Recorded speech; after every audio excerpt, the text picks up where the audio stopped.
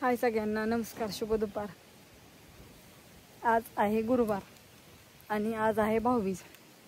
तुम्ही म्हणता ना आज रेश्माताई भाऊबीजीला गेला नाही का?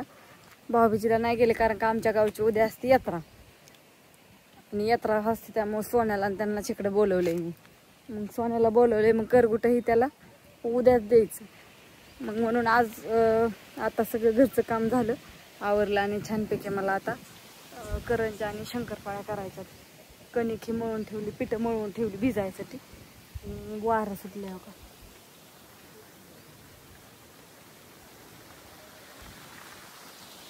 कसले वार सुटले, कपडे पडायला लागले ते खाली।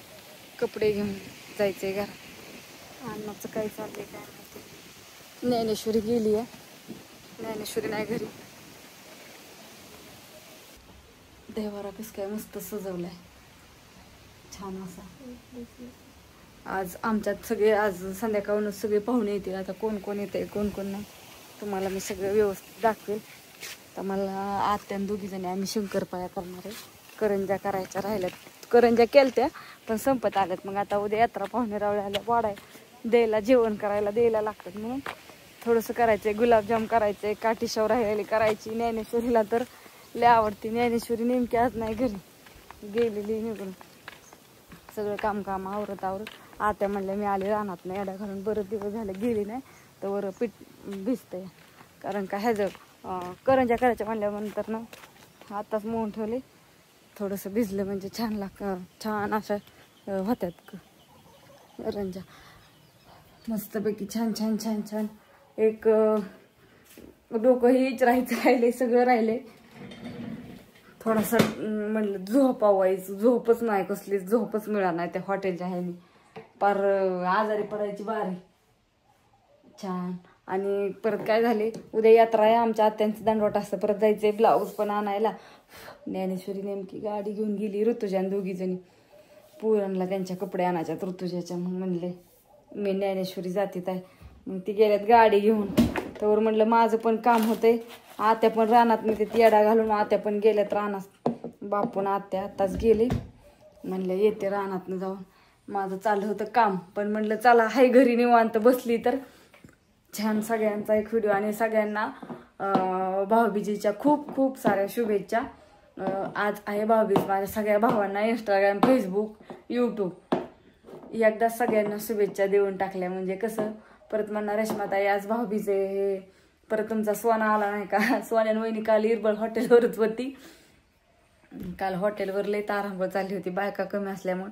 आणि दिवाळी सगळ्या बायकांना सणसूद करायचं असतं त्यामुळे बायका कुणी एवढ्या भाकरीला येईना, त्यामुळे लय तारांबळ। मग म्हणलं 2-3 दिवस हॉटेल बंद ठेवलेलंच परवडल।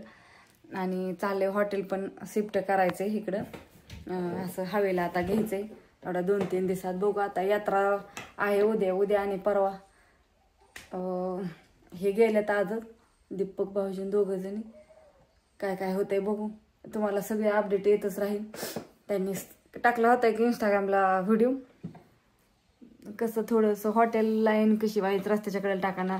सगळे जेवढे हॉटेलला जेवण करायचे तेवढे सगळेच वरडायला लागले की आम्हाला हॉटेल गावा नाही, आम्हाला हॉटेल गावा नाही।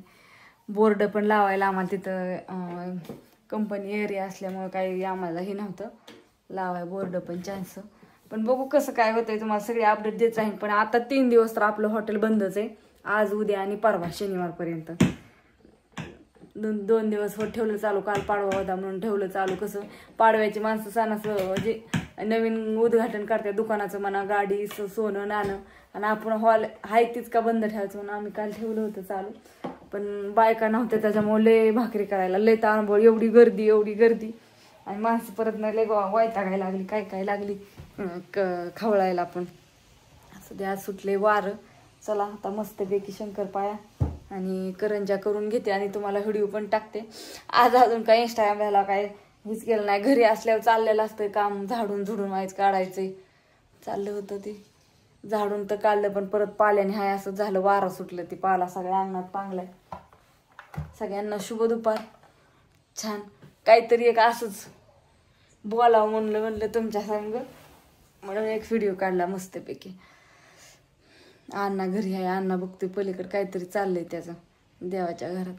त्याला सुट्टी 2-3 दिवस, तो पण काल होता तो आणि ज्ञानेश्वरी दोघं पण होती, बापू होतं हे होतं, आम्ही 4-5 जण होतो. परत ती दीपक आणि 2 होती हॉटेलवरती. अपदास होती ना माणसं नसल्यावरती. सो त्याचं जी अपडेट येईल ती तुम्हाला सांगत राहील. आणि असा पुन्हा एकदा सगळ्यांना भाऊबीजेच्या खूप साऱ्या शुभेच्छा. बाय सगळ्यांना.